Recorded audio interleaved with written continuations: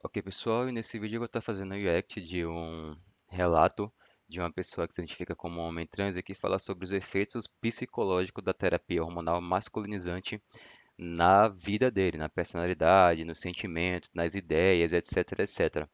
Então, esse daqui é o Zion, do canal FTM, né? E ele fez um vídeo sobre os efeitos da terapia hormonal psicológicos. A gente vai estar reagindo aqui. Então, da última vez, Fala galera, tá começando mais um. eu falei sobre a influência, né, dos hormônios sobre a personalidade, e como poderia influenciar a identidade de gênero da pessoa. Depois eu levei aquele print, né, do documento do hospital que faz o acompanhamento de pessoas trans, falando sobre os efeitos que podem se esperar da terapia hormonal masculinizante, né, em decorrência ali da testosterona, o efeito do hormônio. E eu falei também sobre relatos de pessoas que fizeram a terapia ou que simplesmente utilizaram os hormônios masculinos e notaram uma diferença no seu comportamento, né? No seu comportamento, sentimento, temperamento, etc. E aqui eu vou estar trazendo um exemplo desses relatos. Então, esse daqui, como eu coloquei, é o Zion, ele se identifica como homem trans e ele vai falar sobre os efeitos psicológicos da terapia hormonal para ele. Então, iniciando aqui. Vídeo aqui no canal. E pra você que não me conhece, meu nome é Zion, eu sou um homem trans e nesse canal eu falo tudo sobre a transição de gênero e o tratamento hormonal com a testosterona. Nesse vídeo eu quero O vídeo é rápido, tem apenas 3 minutos, então não vai demorar muito não. falar sobre as mudanças internas. Afinal, a testosterona muda a nossa forma de pensar. Confesso que sim, o meu psicológico ele mudou muito nesse período. Algumas coisas positivas, outras nem tanto. Aí eu vejo que ele já começa falando que admite que sim, que realmente mudou.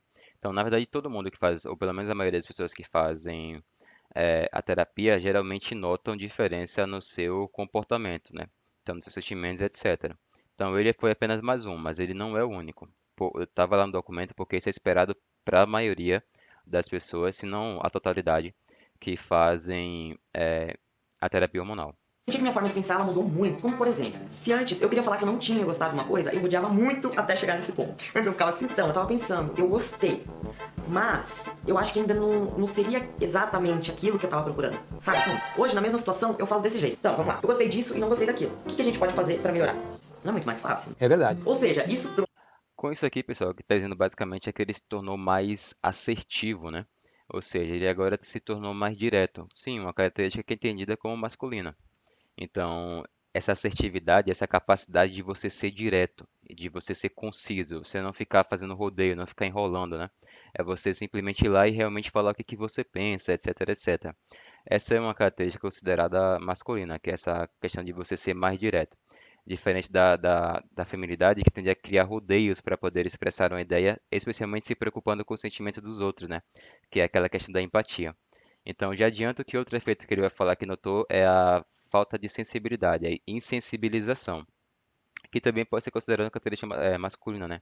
Enquanto a mulher tem aquela empatia maior pelo outro, que considera geralmente antes de falar para ver se não vai agredir, o homem ele não tem muito disso, que ele não tem essa sensibilidade e, portanto, ele é mais direto e mais assertivo, não se preocupando tanto assim com os sentimentos.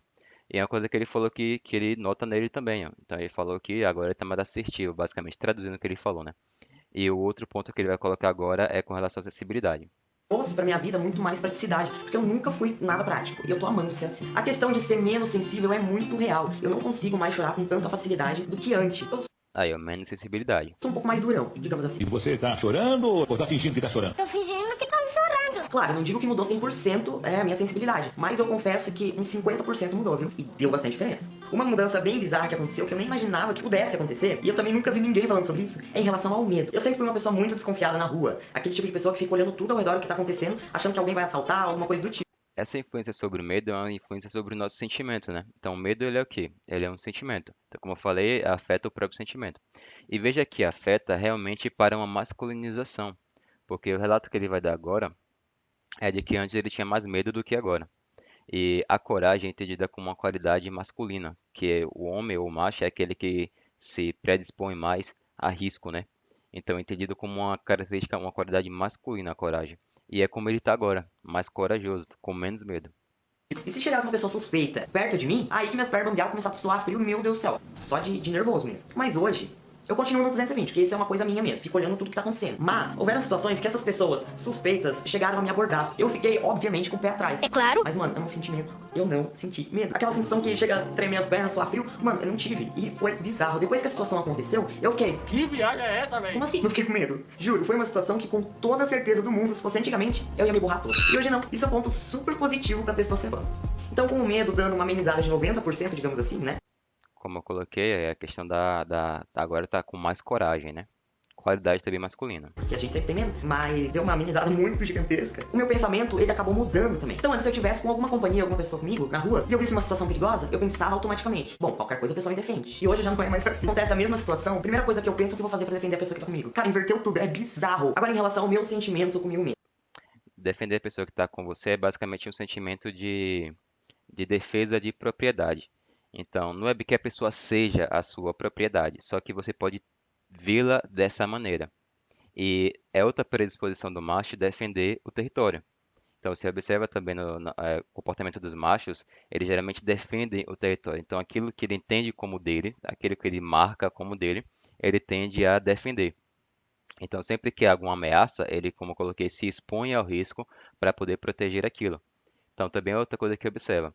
Isso, obviamente, não se limita, né, ao próprio território em si, mas tudo aquilo que está presente nele. Então, tudo aquilo que está dentro do território de um macho que ele permite que esteja ali dentro é como se fosse dele. Qualquer coisa que penetre aquele espaço ameaçando o que quer que seja, inclusive ele mesmo e principalmente ele mesmo, né, ele acaba defendendo. Então, essa defesa do outro é entendida também como uma qualidade masculina porque é a defesa daquilo enquanto propriedade. Então, enquanto algo que é dele, entendeu? Então, o macho tende a entender. Então, se uma pessoa, um macho, ele vê uma pessoa como propriedade dele, ele vai defender isso porque é como se fosse uma extensão do território dele, das coisas dele, né? Então, isso aqui também é uma característica masculina. Vai lembrar que não é só masculina, porque a gente vê comportamento de defesa também nas fêmeas. Só que as fêmeas elas têm uma coisa mais específica. Ela tem para defender o filhote. Então a fêmea ela também se expõe a risco, mas é geralmente para defender o filhote. Não é para defender, por exemplo, o macho, né? Mas é para defender o filhote. Geralmente a fêmea também ela tem disso. Então não é uma qualidade só masculina, também aparece nas fêmeas. Mas também pode ser entendido especialmente como masculino quando você tem essa questão da defesa do território. Ou ainda da propriedade. Eu tô me amando muito mais, isso é incrível. Eu não posso passar por um espelho que eu já fiz. Bigodinho fininho, também, né? Mentira, meu cabelo tá uma merda. Aí as pessoas me perguntam, quando você se olha no espelho, você não acha estranho você tá de barba? Depois de 30 anos, né? E eu parei pra pensar sobre isso. Eu cheguei à conclusão de que agora quando eu olho no espelho, eu realmente consigo ver o meu próprio reflexo. Quem eu sou mesmo. Antes eu só sentia como eu era, né? E via outra pessoa. E agora não. Parece que toda a vida eu tive barba. Eu acho que, pensando bem agora, eu acho que eu me estranhava mais por esses 30 anos anteriores, me olhando no espelho de como eu era do que como eu sou agora. Nossa, velho, 30 anos. Porém, como nem tudo são flores, eu tô tendo muitas crises existenciais. Sério, crise existencial bateu forte. E isso não é nada bom. Crise existencial é influência sobre os próprios pensamentos, né? Que influencia nos sentimentos, é claro que também vai chegar lá nos pensamentos, que são uma espécie de reflexo dos nossos sentimentos, né? Confesso que me irrita um pouco, tipo muito. Então assim, eu faço já um tratamento por causa da ansiedade. Eu não sei se isso é decorrente à ansiedade ou de fato é por causa da testosterona. Não sei. Vai ser difícil saber também, né? A resposta. Então se você que tá assistindo o vídeo faz hormonização, você já teve esse sentimento? Deixa nos comentários aqui pra gente trocar uma ideia pra saber se isso é normal, né? Ai, cacheira, não tem hora. Então assim, galera, por conta de todas essas mudanças interiores, eu sempre falo, é indispensável você fazer um acompanhamento com um psicólogo pra você aprender a se conhecer novamente, entendeu? O seu eu vai mudar, seus pensamentos vão mudar. Então você vai ter que aprender a se conhecer. E vai por mim, no começo fica uma confusão do eu do passado. Uma coisa que ele relata também é a questão da autoestima, né? Então ele fala que atualmente ele tem mais autoestima. A autoestima também é entendida como uma espécie de qualidade ou característica masculina. Por quê? Porque o macho ele geralmente tende a se sentir mais seguro. Então, como aquele que se expõe a risco, etc, etc, ele tem um sentimento de segurança maior do que as fêmeas, a gente poderia dizer. A fêmea ela entende a sua condição de muitas vezes de vulnerabilidade e por isso ela não se dispõe a determinados riscos que ela sabe que não pode correr. Já o macho, ele tende a ser mais seguro porque ele tem noção da própria força, muitas vezes, né, etc, etc. Então, essa segurança, ela gera também um reflexo dela, uma das formas dela é a autoestima, né? Então, ele também relata que a autoestima dele aumentou com a terapia hormonal. E isso também é uma coisa que pode ser considerada como um efeito da testosterona. Vale lembrar que pode ser discutido o assunto, por causa que a terapia hormonal, ela tende a fazer mal, ou a fazer bem, né, para a pessoa, e gerar um sentimento de autoestima maior simplesmente porque ela se sente mais bonita, ela se sente melhor com a aparência dela mesma. Só que você observa que os homens trans eles têm uma tendência maior para ter autoestima do que as mulheres trans, que vivem preocupadas com a questão da passabilidade, né? E sempre inseguras com a própria aparência. Então, o homem trans muitas vezes ele não está tão masculino assim e ainda assim ele se sente autoconfiante. Poderia ser um efeito da testosterona também. Com o do eu do presente, é uma doideira. Então é isso, galera. Faça o tratamento certo, não tenta pular. E veja o impacto que ele nota na personalidade, a ponto de falar de um eu do passado e um eu do presente, como se ele fosse outra pessoa. Então, o impacto que ele fala, que ele relata, né, da terapia hormonal na própria personalidade dele. Então, antigamente ele era uma coisa, hoje ele é outra. Então, isso com relação ao efeito que eu falei sobre o potencial dos hormônios de definir, influenciar e até mesmo definir a identidade de gênero de uma pessoa. Agora vamos colocar aqui uma questão, né? Que é com relação a nem tudo que ele falou e nem tudo que ele vivenciou realmente poderia ser entendido como efeito da testosterona.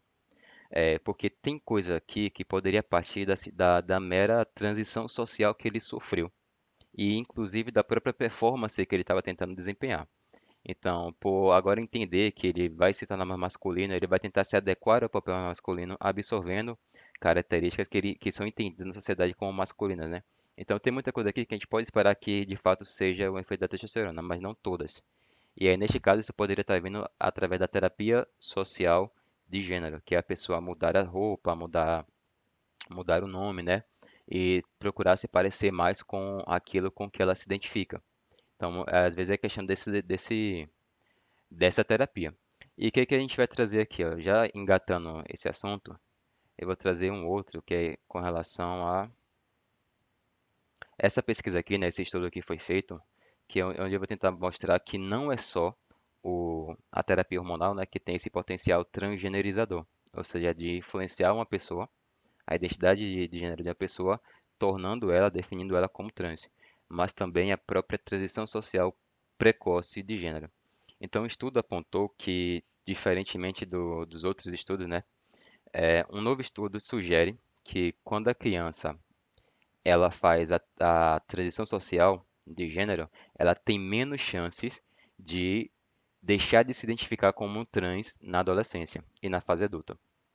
Então, a pesquisa mostra, menciona, né, cita os estudos anteriores que mostravam que a grande maioria, apesar da maioria das crianças que eram identificadas como trans, mudavam a sua condição na adolescência, que também foi outra coisa que eu coloquei lá no meu outro vídeo. Então, isso estima assim entre 61 e 98%. Então, era muita gente que abandonava a sua identidade trans na adolescência, né? Só que isso mudou quando foi feita a terapia hormonal terapia não, perdão.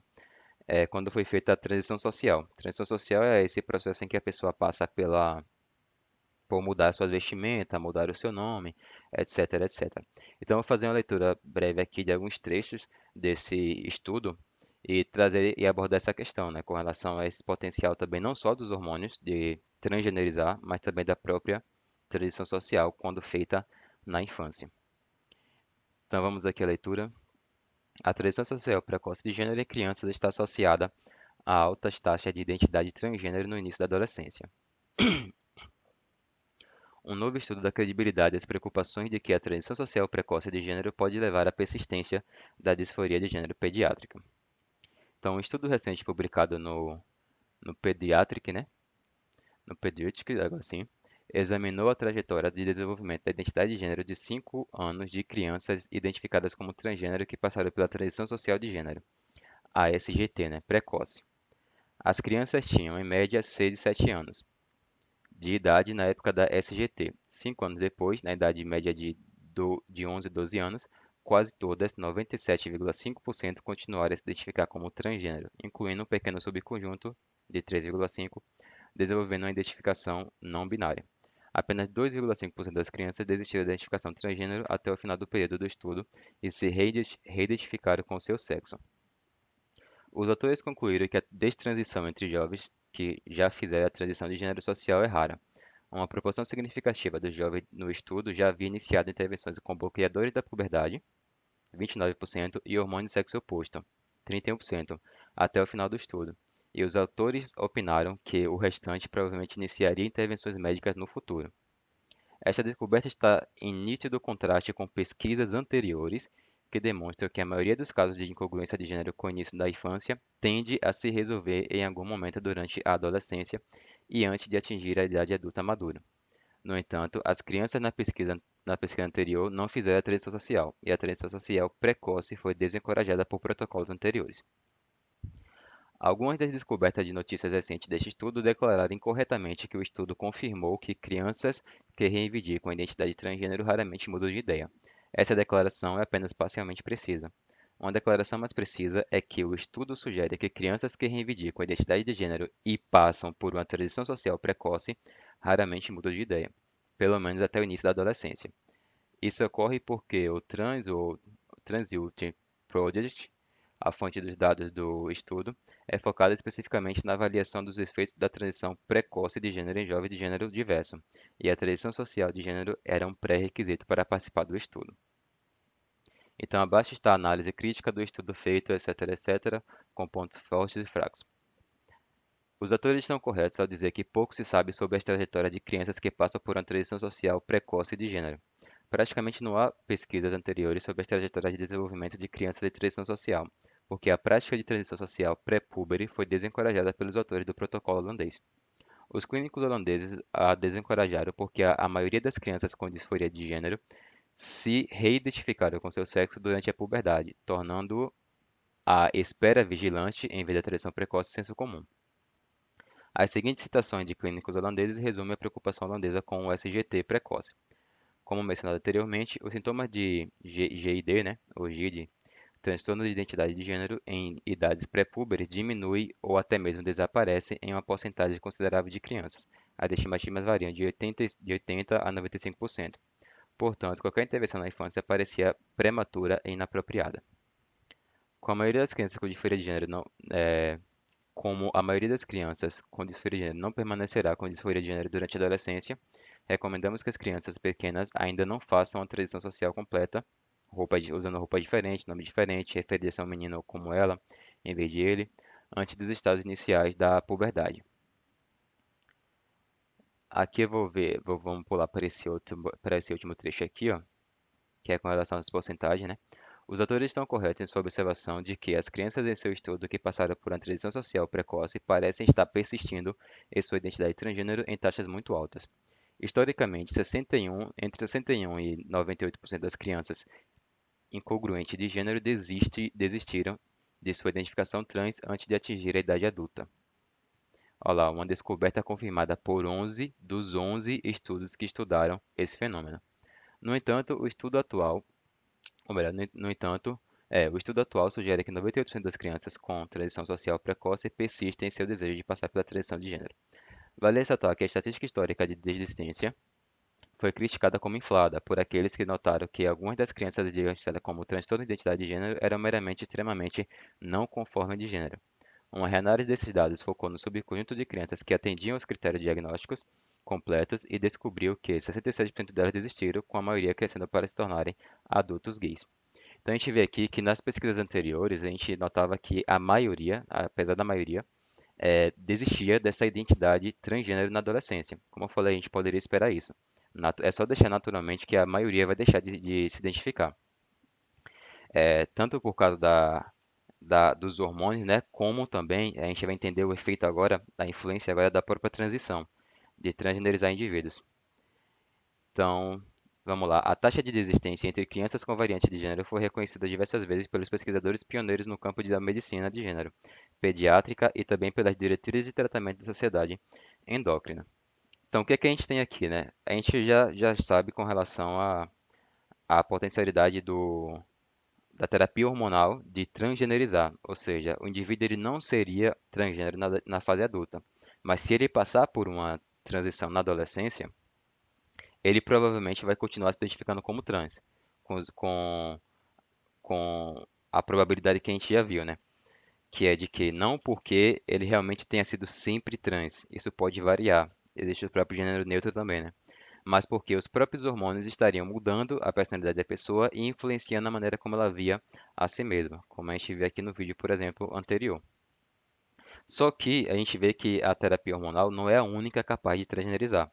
Quando feita na infância, a gente acabou de ver que a transição social de gênero também tem o efeito de transgenerizar. Então, antes, quando observava essas crianças que eram identificadas como trans, na adolescência, provavelmente no próprio começo da adolescência, elas já deixavam de se identificar. Especialmente é interessante considerar essa idade, né, de 11, 12 anos, começo da adolescência. Por quê? Porque é quando você tem o início da puberdade. Então você tem o início da manifestação dos hormônios ali, alterando as características físicas e psicológicas do indivíduo. Então, essas pessoas elas desistiam da sua identidade de trans. Agora, com a terapia social, elas permanecem com a identidade trans. Por quê? Provavelmente a própria terapia tem essa capacidade de influenciar a maneira como a pessoa se vê. Porque, é claro, se ela está adotando uma determinada identidade, se ela está adotando, absorvendo determinado comportamento, não é que isso fosse definir que uma pessoa tivesse confusão com relação a essa identidade. Mas se tratando de uma criança, com certeza.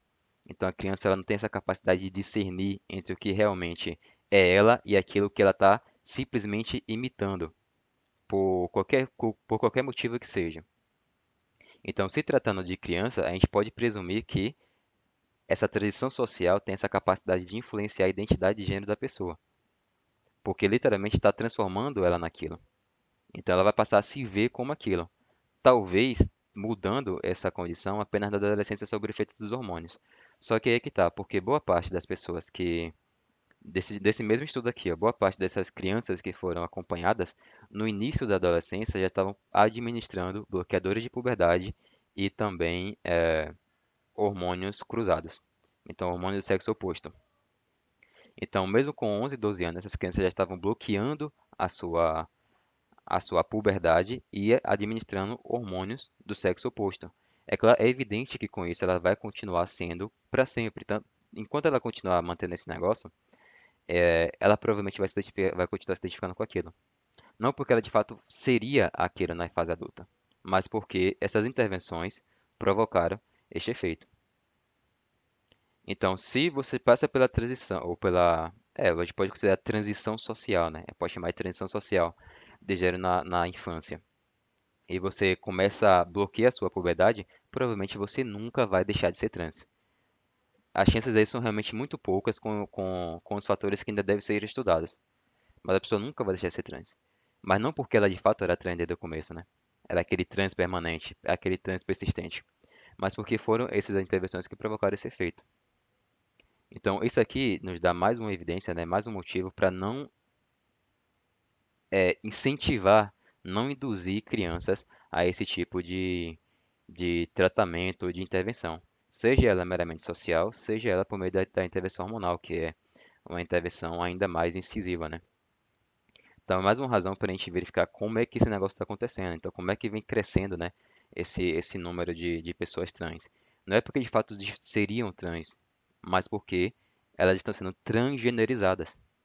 Transgenerizadas por meio da adoção desses métodos aqui, né? Dessas técnicas que a gente já viu que tem esse potencial transgenerizador.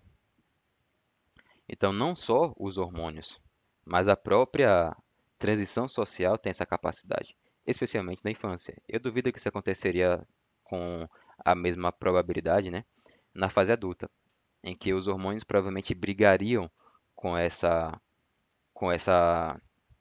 identidade que está tentando se criar, né, que está tentando se projetar na pessoa. Então, a mulher ela tende para ser de uma maneira só e o homem de outra. Então, quando o homem tenta adotar um comportamento feminino, ele tem dificuldade. Então, se você cobrar, por exemplo, aquela sensibilidade feminina do homem, ele não vai conseguir isso fácil. Portanto, vai ser difícil você projetar no homem uma identidade feminina, né? Porque já tem os hormônios ali que vão brigar com essas imposições da cultura. Agora, na infância, no momento em que os hormônios não se manifestaram, a criança está totalmente vulnerável, ela está totalmente à mercê da, da, da influência cultural, né? Do meio em que ela está. Então, se obviamente todo mundo começar a tratá-la como uma menina, por exemplo, como um menino, a pessoa vai ficar se identificando assim. Porque o que você disser para uma criança, provavelmente ela vai acreditar. Entendeu? Então, se você fala que o bicho-papão existe, ela vai acreditar nisso, ela vai até mesmo sonhar com isso. A mente infantil ela é muito vulnerável à sugestão, e é por isso que nenhuma sugestão deve ser dada, nenhuma mesmo. Você vai trabalhar com a identidade que ela possui, sexual, etc, etc, mantê-la ali até o seu desenvolvimento completo na fase adulta, é, sempre de maneira mais espontânea que ela poderia existir. E aí só aí ela vai decidir fazer algum tratamento se ela realmente deixar de se identificar com o seu próprio sexo. Mas até lá é necessário deixar que a criança se desenvolva naturalmente, porque qualquer sugestão, a grande probabilidade de ser acatada, independentemente de ser uma sugestão para a pessoa adotar medidas que a transgenerize ou que a cisgenerize, né?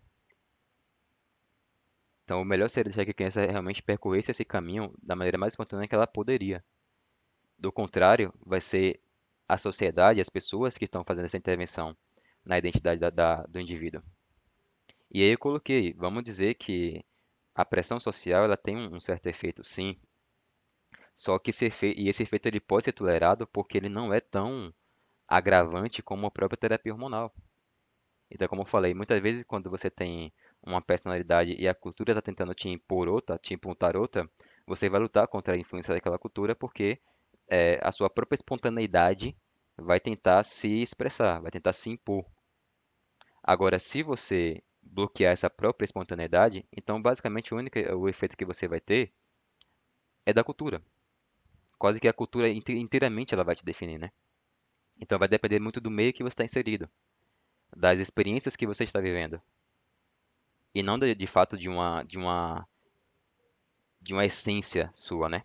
Então, para você ser fiel de fato à sua essência, você tem que deixar que seu corpo se desenvolva, tal como ele deveria, sem nenhum tipo de intervenção. Então, por mais que a gente possa falar também que a cultura ela tem uma tendência para poder desestimular a pessoa à transgeneridade, mas essa ainda é uma característica que a gente não pode mudar e que pode ser tolerada. O que se torna realmente intolerável e inaceitável é uma intervenção a nível fisiológica, ou seja, hormonal. Porque aí literalmente você está indo totalmente contra a liberdade do indivíduo, de ser ele mesmo tal como ele seria, com base na identidade de fato dele que tem dependência do corpo, ou seja, da maneira como ele nasce e não daquilo que ele é transformado, né? E não a forma como a cultura tenderia a transformar ele, não a forma como o meio tenderia a transformar ele. E se você não fizer nenhuma intervenção fisiológica, o próprio indivíduo ele tem uma certa resistência à cultura, se a cultura realmente for contrária à identidade dele. Mas se você fizer intervenção fisiológica, bom, não tem mais isso. Você acabou de tirar a única defesa que o indivíduo tinha, que era natural, contra as influências externas. Então agora vai ficar mais à mercê disso. Daí uma razão para não de maneira alguma, se incentivar, se estimular, nem mesmo respeitar. Então, quando se vira uma pessoa dizendo que uma criança é trans, seria interessante repreendê-la, né? Seria interessante corrigi-la, porque isso é prejudicial para a criança. Um outro problema que esse artigo também coloca aqui, né? Que esse texto coloca com relação a essas intervenções hormonais, é com relação à infertilidade e à própria esterilidade. Porque se administrado na pré-puberdade, os hormônios cruzados, contrários, né, à sua própria produção, eles podem não apenas te provocar uma infertilidade temporária, mas uma esterilização de fato, ou seja, impedir que o indivíduo ele consiga se reproduzir. É claro que se a pessoa seguir com a sua identidade trans, que está ali sendo influenciada, e ela chegar a fazer uma cirurgia de redesignação, ela não vai mais. Pronto, a esterilização está feita. Não tem mais o que fazer ali. A pessoa não vai mais se reproduzir. Então essa é uma outra consequência. Tanto a terapia hormonal como findando ali na própria cirurgia de redesignação, tira o potencial fértil da pessoa de se reproduzir. O que não é algo bom, né? Nem para a pessoa, nem para a família, etc, etc. Então o melhor mesmo, com base nesse estudo que a gente já demonstrou, né, é deixar que o indivíduo se desenvolva naturalmente, espontaneamente, tolerando sim a influência do meio, sem, porém, ou melhor, não admitindo que intervenções fisiológicas sejam feitas. Isso aqui é a melhor forma de lidar com esse problema da questão da identidade da pessoa. Mas vale lembrar também, né, que essa questão da identidade é uma interpretação da teoria de gênero. Então, o que uma pessoa ela pode ser ou não é mais masculina ou mais feminina. É menino ou menina, homem ou mulher, ela não pode mudar essa condição por nenhuma razão. Então, seja por meio da terapia, ou seja por meio da influência da cultura, não pode mudar essa identidade que está atrelada ao sexo, né? Então, mas masculino e mais feminino é uma coisa que pode ser manipulada, que é o que vai se chamar de identidade de gênero, né? É você ser masculino ou mais feminino. Agora, a identidade de fato homem e mulher não é uma coisa que seja manipulável. Então, ainda tem essa questão da interpretação da visão da pessoa sobre si mesma, que ela não deveria se ver como um menino ou como uma menina conforme ela é mais masculina ou mais feminina. Deveria se ver como de fato ela é, isso é mais masculina ou mais feminina. Então, também tem essa questão, e que é outra coisa que a criança também não sabe diferenciar, né? Então, se os próprios teóricos eles confundem, eles se equivocam bastante com relação à ideia que eles têm sobre gênero, etc, etc, se eles mesmos não conseguem discernir o fenômeno, quanto mais uma criança, que não está se identificando com a menina. Ela está mostrando que ela é mais feminina, entendeu? Essa questão da identificação vem através de uma série de interpretações da teoria de gênero. Então também é outra coisa a se colocar. Então, de maneira alguma, influenciar. Nem mesmo se falar de teoria de gênero para criança é recomendável devido a isso. Mas apenas colocar que existe as ditas pessoas trans e verificar se a criança, conforme ela vai se desenvolvendo, ela de fato ela vai manter essa condição, caso ela tenha apresentado, na infância. Então é isso. Fico por aqui. Até o próximo vídeo.